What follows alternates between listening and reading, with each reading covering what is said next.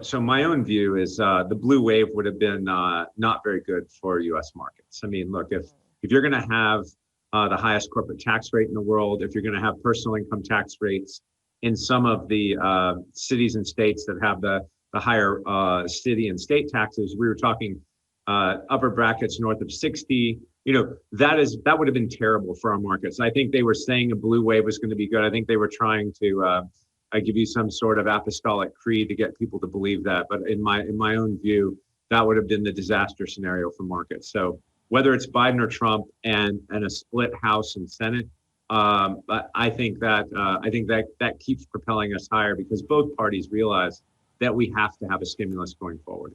If you're talking about a Biden presidency or that being the possibility right now, it's not confirmed as of now.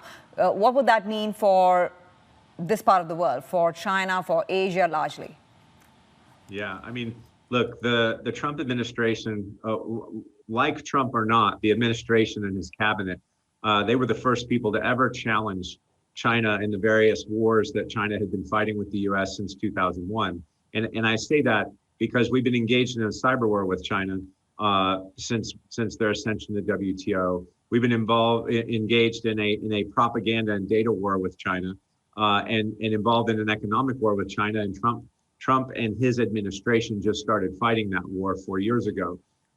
So the only war we're not fighting with China is the kinetic war, and we hope it never goes there. So I think that this administration stood up to China from a U.S. and Western national security perspective. The question is, will the Democrats and the Biden presidency, if he becomes president, will they follow through on what they hold near and dear to their hearts, which is basic human rights?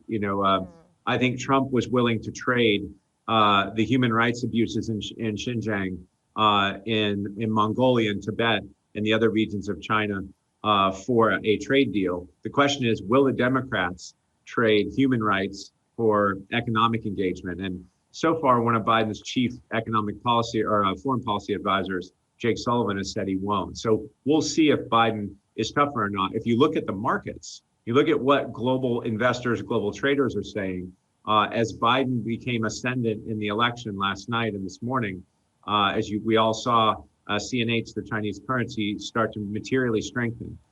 So the market's telling us that Biden's probably going to be a lot softer on China than Trump was.